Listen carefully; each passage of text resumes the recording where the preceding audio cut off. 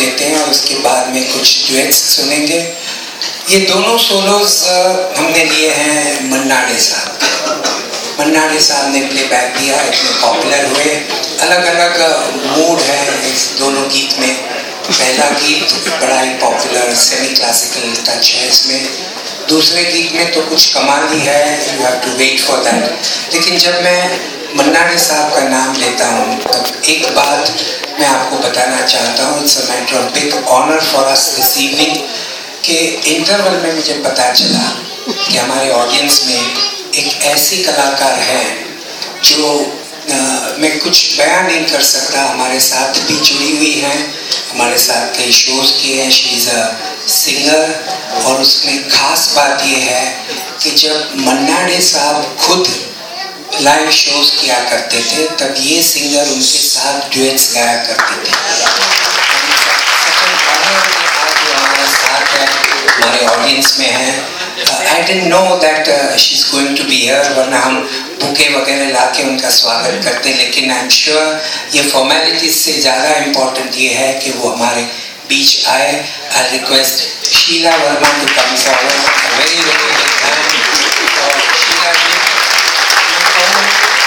इनको देने की बजाय हम उनसे आशीर्वाद लेते हैं।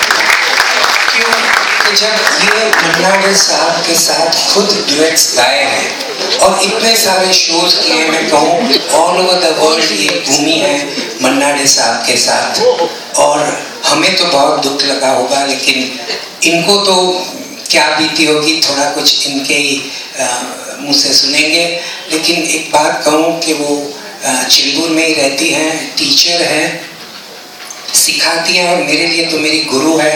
मैं और मेरी वाइफ दोनों इनसे गाना सीखते थे, तो आज तो गुरु है, बड़ी पत्नी है। और ये बात कि कल दोपहर को जो हमारी म्यूजिक एकेडमी का इनॉग्रेशन हो रहा है, she is going to be there. What an honour for us.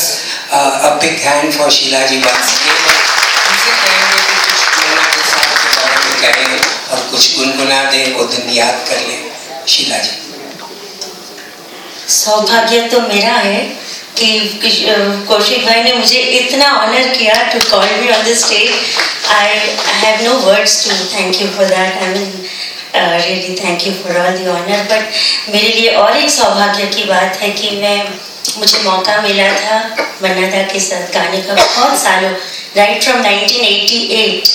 That's when he invited me after कविता कृष्णमूर्ति गाती थी उनके साथ। जब उनका बहुत काम फिल्मों में, फिल्म इंडस्ट्री में उनका बहुत काम बढ़ गया था, तो he was looking out for a singer। तो तब जाके just before me Ranu Mukherjee for 1 year, और उसके बाद मुझे उन्होंने 1988 से करीब last 2 years back Shanmukhananda hall में एक अच्छा बड़ा प्रोग्राम हुआ था। उसके पहले रविंद्रनाथ टैगोर, वो लास्ट में उनके साथ आए। फिर उसके बाद तो वो बहुत कम आए, बॉम्बे में आए। लेकिन मेरे हस्बैंड और मेरे लिए मैं कह नहीं सकती, उन्होंने तो मुझे बिल्कुल बेटी मान लिया। आफ्टर फर्स्ट टाइम व्हेन उन्होंने मुझे घर पे बुलाया था गाना सुनने के लिए, तब से जो इम्प्रेस हुए थे इस टू बी ना, I just told me play the harmonium. मैं हारमोनियम खुद बजाती, तो हारमोनियम बजा के गाना सुनाओ। तो मैंने पहला गाना जब सुना इतने खुश हुए। तो तब से जो उन्होंने मुझे उनके दिल में बिल्कुल रख कर जो मौका दिया, मतलब सिंगर्स तो कितने सारे, आप तो जानते हैं कि इस दुनिया में, इंडिया में तो कितने अच्छे अच्छे कलाकार हैं, कोई कम नहीं है। कलाकारों का तो भंडार है, सो मेनी कलाकार हैं। लेकिन ये सौभाग्य मुझे मिला, उन्होंने शायद कुछ थोड़ा सा देखा, I know what little talent you must have seen, तब जाके उन्होंने मुझे बहुत ऑल ओवर द वर्ल्ड, मैंने इतने साल, मतलब हमारे म्यूजिशियंस भी जो बजाते हैं उनके साथ कहते थे कि तो इतने लॉन्ग पीरियड के लिए किसी को उन्होंने नहीं लिया जितना मुझे मिला। तो ये मैं याद करूँगी। और जब वो शिफ्ट हो गए थे बॉम्बे से, बैंगलोर से, जब भी आते थे, इतने बड़े उनको अचीवमेंट, लाइफ टाइम अचीवमेंट और कितने अवार्ड्स के लिए बुलाए थे, लेकिन वो हमारे घर में चेंबूर में, मेरे घर पे यूनियन पार्क में मैं रहती हूँ, सारा हॉलीवुड बड़े बड़े होटल्स कहाँ उनके बुक्ड रहते थे. He used to come and live only with us. He loved my husband also very much. My husband is also here, Ramesh Verma. वो तो बिल्कुल उनके फ्रेंड हो गए थे. हम दोनों के साथ ही बहुत मेरे घर में जैसे रहते थे, रियाज करते थे. तो मैंने उनके साथ, उनके पास कितना कुछ सीखने को मिला. यानी घर पे मैं देख रही हूँ एक लेजेंड कैसे प्रैक्टिस कर रहे, क्या कर रहे, कैसे. तो मुझे बहुत टिप्स मिले उनसे और मैं बहुत सौभाग्य, तो मैं भाग्यशाली, मैं चेरिश करूँगी दिस ब्यूटीफुल. बहुत आशीर्वाद उन्होंने दिए मुझे और बहुत कुछ मुझे सीखने को मिला उनके साथ खड़े होकर स्टेज में.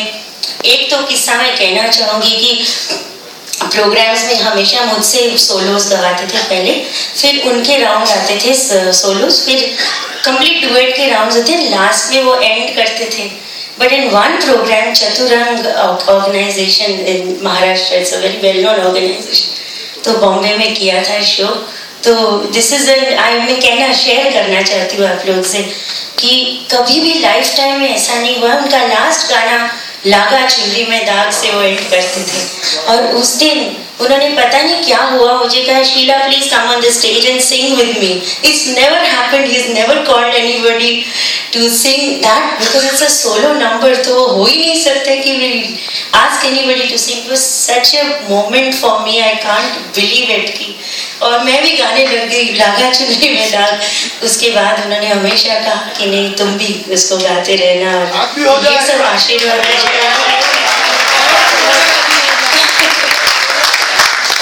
I'll sing 2 lines of this only. Full song.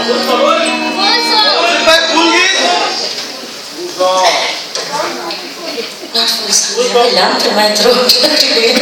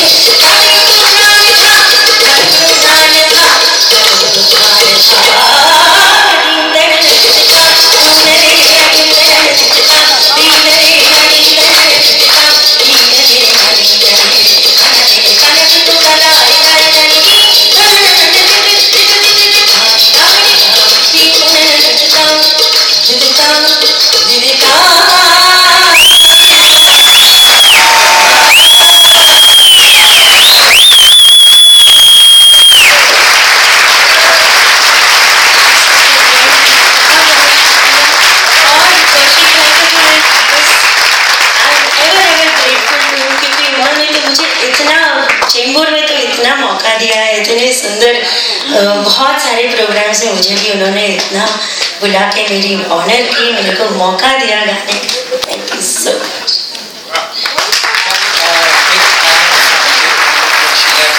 मैं आपको बता दूं, इस सीरीज का अगला लास्ट एपिसोड दिसंबर की 15 तारीख को है, और इनसे पूछे बगैर मैं आपको कह देता हूं कि ये होंगी हमारे साथ। और एक बात आपको मैं याद दिला दूं, आपको हमने पहले कहा है, ये जो ग्रैंड फिनाले होता है, जो लास्ट प्रोग्राम, उस दिन हम आपको नेक्स्ट ईयर का प्लान हम बताएंगे। आपको कुछ प्लान करके रखा है, सस्पेंस रहने देते हैं, लेकिन 15 दिसंबर का जो प्रोग्राम होगा, the last episode, that will be a 5 hour programme, 5 बजे से लेकर रात को 10:30 बजे। संडे है, it will be divided in 3 parts. 2 interval होंगे। पहला part will be dedicated only to black and white films. दूसरा part will be dedicated to those coloured films जो फॉरेन में प्रोसेस होके आती थी, जो इंडिया में कभी कलर्ड नहीं बनी थी। ऐसी कई फिल्में आपको पता होगा, पहली फुल लेंथ फीचर फिल्म जो कलर्ड में बन के आई 1952 में, आन, दिलीप कुमार और निम्मी और नादिरा थे इस फिल्म में। और उसके बाद तो कई, जैसे मदर इंडिया आई, नवरंग आई, ये सारी कलर्ड फॉरेन से प्रोसेस होती आती थी। 61 के बाद हमने बताया आपको कि Junglee was the first Indian coloured process film. तो that will be the 3rd part, जो कलर्ड फिल्मों के हम गीत पेश करेंगे। तो अ रियल ग्रैंड थिंग, और ऐसे कलाकार जब हमारे साथ होंगे हमें आशीर्वाद देने, I am sure it's going to be very good. Thank you so much. तो चलिए, मन्ना डे साहब का नाम लिया है हमने, तो हरीश को बुलाते हैं। A song